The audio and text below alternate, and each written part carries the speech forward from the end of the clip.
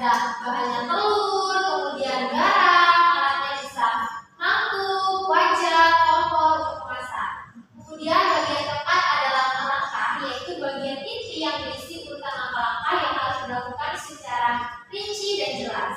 Yang kelima ada penutup, biasanya berupa penegasan ulang tujuan atau hasil yang ingin diharapkan. Nah, penutup ini tidak wajib. Penutup ini biasanya berisi tentang penegasan ulang. Contohnya seperti ini. Dengan sedikit peduli kita mencuci tangan, maka hidup kita akan senantiasa bersih dan sehat. Itu ya contohnya. Kemudian yang selanjutnya adalah penelaah penggunaan bahasa dalam teks prosedur. Yang pertama adalah penggunaan kalimat perintah, penggunaan bentuk pasif untuk proses, penggunaan kriteria atau batasan, penggunaan kata keterangan cara, keterangan alat, keterangan tujuan pada teks prosedur, kemudian menggunakan kalimat saran atau larangan, menggunakan kata penghubung, peresapan, kata acuan. Kemudian yang terakhir adalah penggunaan i dan dan pada teks prosedur. Di sini kita akan bahas satu-satu mengenai struktur apa saja. Di sini kita akan bahas satu-satu tentang bahasa dalam teks prosedur. Yang pertama adalah penggunaan kalimat perintah. Kalimat perintah ini dibedakan menjadi pernyataan dan perintah. Di sini ada contoh pernyataan. Anda perlu memposisikan tubuh sejajar dengan monitor. Kemudian perintahnya, posisikan tubuh sejajar dengan monitor. Yang kedua adalah penggunaan bentuk pasif untuk proses. Bentuk pasifnya adalah Anda sebaiknya menekan tombol keyboard dengan lembut. Sedangkan bentuk pasifnya adalah tombol keyboard sebaiknya ditekan dengan lembut. Jadi biasanya yang digunakan dalam menulis teks prosedur itu adalah kata berbentuk pasif. Contohnya sebaiknya ditekan. Yang selanjutnya adalah penggunaan kriteria atau batasan. Di sini contohnya ada goreng hingga kecoklatan. Nah, batasannya adalah kita diminta untuk menggoreng sampai kecoklatan, itu adalah merupakan batasan. Contoh yang kedua, masukkan santan setelah daging empuk. Batasannya adalah kita diminta memasukkan santan apabila daging yang kita masak sudah empuk. Artinya jika dagingnya belum empuk, kita belum bisa memasukkan santan. Sampai sini ada yang ingin ditanyakan terlebih dahulu atau kita lanjutkan? Silakan Pak Cik. Dalam melakukan prosedur itu kira-kira itu bisa dibilang sudah enak atau belum?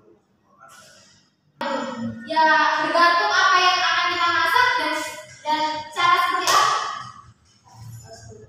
Bergantung apa yang kita masak dan siapa yang masak. Jika memang dia benar-benar mengikuti prosedur yang sudah diterapkan, mungkin saja makanan itu akan menjadi enak. Baik, bisa dilanjutkan. Yang selanjutnya adalah penggunaan kata keterangan cara, keterangan alat, dan keterangan tujuan pada teks prosedur. Di sini ada contoh tarikan rafia dengan cara menyelam. Di situ terdapat keterangan cara, yaitu kita diminta untuk menalikan tali rafia dengan cara menyelam. Caranya dengan cara menyelam. Kemudian keterangan alat. Para penebang kayu itu menebang pohon dengan gergaji mesin. Kira-kira keterangan alatnya yang mana nih? Gergaji. Penebang kayu. Para penebang kayu yang punya alat. Nah, apa jadi? Gergaji mesin. Martin tolong fokus di sini. Kemudian ada keterangan tujuan, yaitu malam jangan terlalu panas agar tidak merusak kain. Di sini ada kata agar yang menunjukkan keterangan tujuan. Yang selanjutnya adalah menggunakan kalimat saran atau larangan. Nah, penggunaan kata atau frase hubung yaitu sebaiknya, hindari, jangan, tidak, atau kecuali dan sebaiknya. Nah, kata saran ini biasanya mungkin sebaiknya hindari menggunakan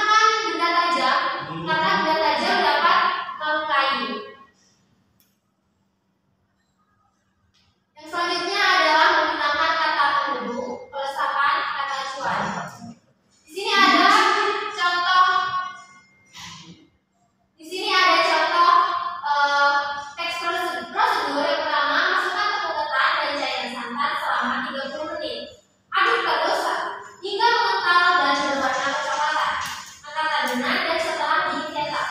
Di bawah ada keterangan catatan. Bagian bercetak tebal dibesarkan atau tidak disebut. Jadi kita tidak perlu menyebutkan tepung dan santan itu berulang-ulang kali dalam menuliskan teks prosedur. Paham ya? Paham. Nah, itu tadi.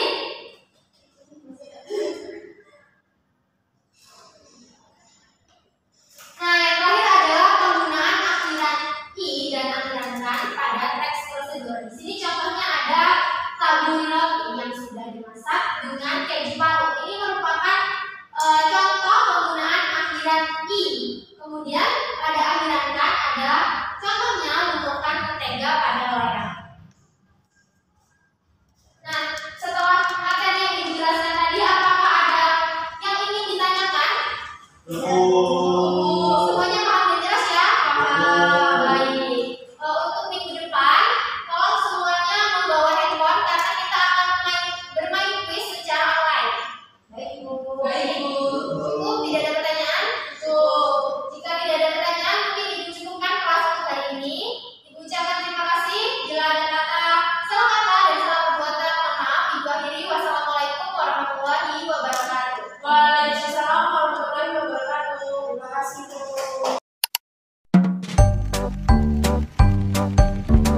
Perkenalkan, nama saya Martin Hawana Putu. Saya sebagai observasi lisan dari saudara Rizky Maharani yang sudah melakukan proses teaching di dalam kelas.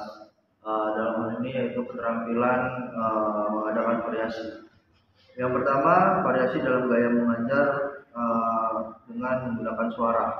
Saudara Kiki sudah menggunakan variasi suara dengan baik, yaitu menggunakan intonasi, nada, volume, dan kecepatan suara dan bicara dengan bervariasi dari pelan, cepat, tinggi, rendah sudah dilakukan. Yang kedua, mimik dan gerak. Saudara Kiki sudah melakukan mimik dan gerak tubuh dengan baik dalam proses pembelajaran, yaitu sudah dicontohkan dalam proses mengajar tadi. Yang ketiga, persenyapan. Saudara Kiki sudah memberikan waktu hening di dalam kelas pada saat proses pembelajaran. Yang keempat, kontak pandang. Dalam proses pengajaran, saudara Kiki sudah melakukan kontak pandang terhadap siswa untuk mengkoneksikan hubungan antara siswa dan guru. Yang kelima, perubahan posisi. Saudara Kiki sudah melakukan perubahan posisi, yaitu gerakan dari bangku ke depan, dari depan ke samping, dari samping juga ke belakang. Selanjutnya, memusatkan. Guru memperhatikan pada betul-betul yang penting. Dalam hal ini, saudara Kiki sudah melakukan penekanan atau pemusatan dalam hal-hal yang penting, seperti mengajak siswa untuk memperhatikan pembelajaran dengan mengucapkan perhatikan hal ini dan lain-lain sebagainya. Selanjutnya, variasi penggunaan media dan alat bantu. Yang pertama, saudara Kiki sudah melakukan variasi media dengan variasi visual, yaitu menggunakan televisi. Yang kedua, saudara Kiki juga sudah menggunakan variasi media dengan salin dia, dan variasi yang lainnya juga sudah dilakukan dengan berinteraksi dengan siswa. Saudara Kiki melakukan interaksi dengan siswa dalam proses pembelajaran. Itu saja yang bisa saya sampaikan. Saya ucapkan terima kasih.